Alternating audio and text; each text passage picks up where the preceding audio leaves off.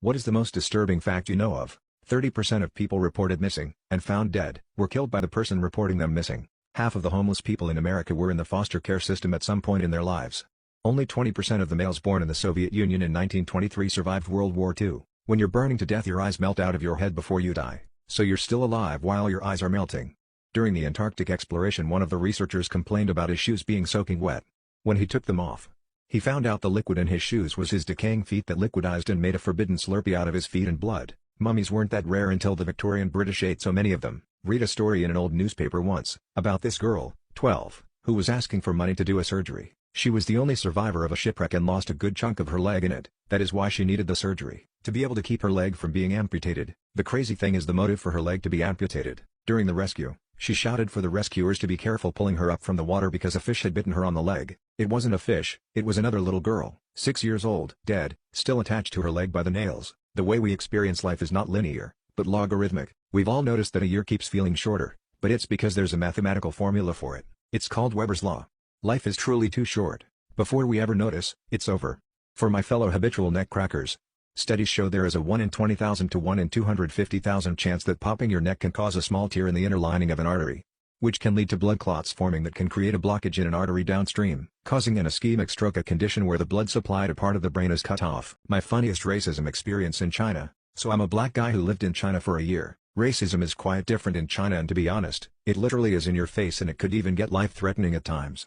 I've had a lot of bad experiences, but this one was one of the ones I actually liked and one I didn't mind. I was riding on the train in Beijing, minding my own business, and all of a sudden, someone shoves an earphone to my ears from behind, and I was surprised and pissed that this happened. And lots of rude people in China, so you're always on the edge. I turned around instantly and it's this teenage girl, and she was hyper and very happy to see me, it seemed. And then she says the most unexpected shit ever. She says, "I like rap music." Wow. I was so shocked but not angry. It was just too surprising and something I wasn't expecting after having earphones shoved on my ears. And I shit you not, the music was not even a black guy. It was fucking Eminem. The whole thing brought a smile to my face because I knew it was just ignorance and not arrogance, and you can't be mad at ignorance. She wanted to take selfies with me, selfie with a black guy. I allowed it. We took selfies and we parted ways. Last night, I heard a little boy beg his mom not to go into a liquor store. Reddit, what things have you overheard that have broken your heart? For my son's 9th birthday, I took my son and a handful of friends to the movies, then to pizza, then they all slept over. On the way home from pizza, the kids were commenting on great the night was, and were saying thank you, etc. I said in reply, we love having kids over. Out of the blue, one boy quietly whispered to me, my mom doesn't love me.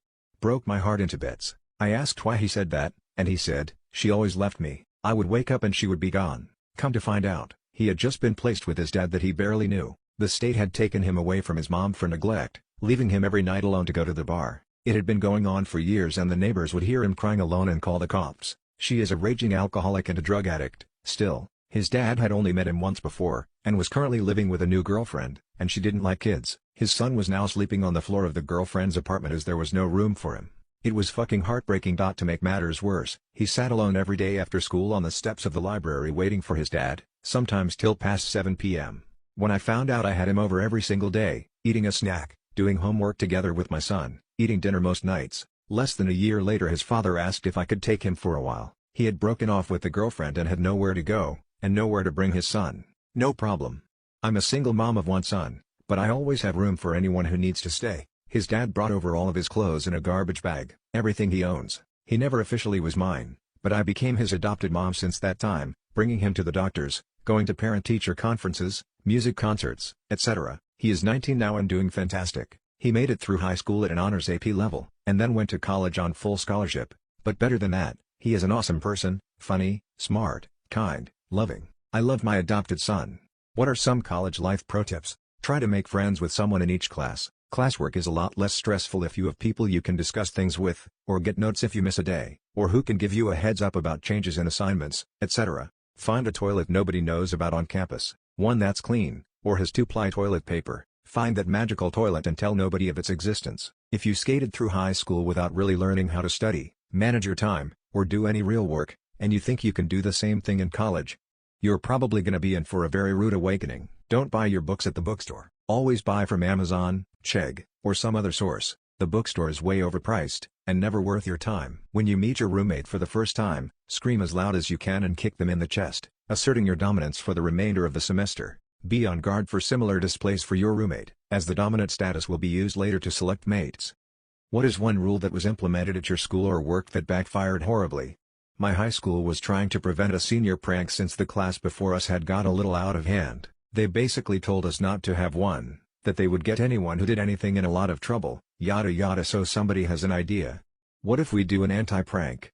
The idea had floated around the halls and everyone knew what we were going to do. For an entire week, every senior was going to bring a potentially threatening item for a senior prank, and do nothing with it. The week starts and that Monday, nearly the entire senior class carries a banana with them to every class. This is a school of 2,600 student, 650 graduating class. So there are hundreds of bananas being carried through the halls, teachers and assistant principals freaking out.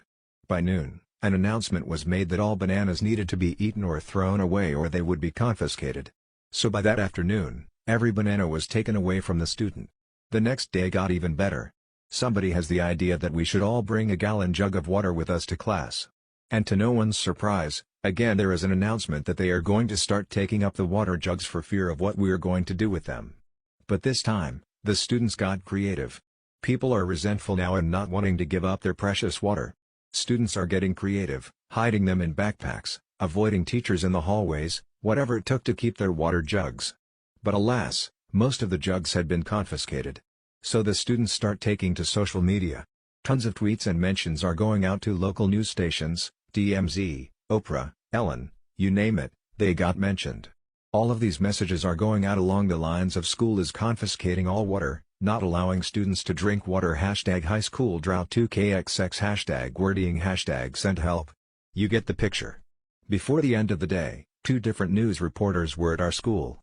Guess we had the last laugh after all. What are your NSFW or slightly illegal life hacks? In 8th grade I lived in an apartment and I used to stick a wad of tissue paper up the vending machine change return, and every evening I'd reach up there and pull my day's loot of change down. I'd pocket about $7 per day.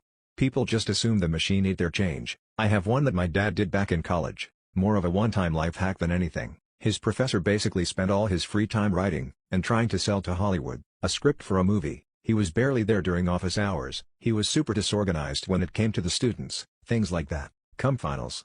And my dad slept through it. He slept through the final, and was absolutely panicking, so he decided to play things a little underhanded. When grades were posted, and his was naturally not there, he went to the professor and said, "Sir, about my test score. I noticed that it wasn't posted." Technically true. Although he didn't state the reason why the score wasn't there, the professor began looking through his notes and obviously didn't find the test. But the professor was so disorganized that he was convinced that he had lost the test. "Oh, yeah, you got a B+" he said, quickly jotting the grade down on the grade sheet. My dad got up, walked out, and never effing looked back. Does that girl seem out of your league? Picture her taking a shit. It puts her right back on your level. Now she's way out of my league cause she's hot and into kinky stuff. I can't stand my wife. I've come to the realization that I just flat out do not like my wife anymore. It isn't a rough patch or something that I will work through. She is simply a person that I do not enjoy being around. She is a complete Karen who will literally demand a manager for every perceived slight and it is fucking embarrassing as hell. She is constantly bragging and laughing about all the people she has argued with and blocked on various platforms like Facebook and Nextdoor. She never shuts the fuck up but never has anything or importance or relevance to say. Everything that she does is just nails on a chalkboard to me. But I couldn't imagine only spending half the amount of time with my kids. There is absolutely no way I could live with that. So I will just keep going pretending that I love her and am some devoted husband so I can try and set a good example for my kids and spend as much time with them as possible. I accidentally pooped on my boyfriend's bed last night. Me 25 female and my boyfriend who's 24 have been dating for about a year now. We have this stupid joke where we say we are going to poop on each other's furniture. I don't really know how to explain it or when this joke started, but it's just a dumb thing that we say to each other. The joke progressed to us squatting on things like the couch or carpet, fully dressed, and saying that we are going to poop on it. Last night me and my boyfriend were taking a shower and I got out before him because I was already done. I was squatting naked on the bed and giggling that I was going to poop on the bed when he walked in. I thought it would be funny to let out a little fart cause I felt it coming up, but it turned into horror. I pooped on his bed, not a lot, just a little bit. He tried to comfort me and tell me it was fine but I completely froze as the reality of what happened sunk in. I started cleaning it up immediately but that doesn't take away any of my embarrassment.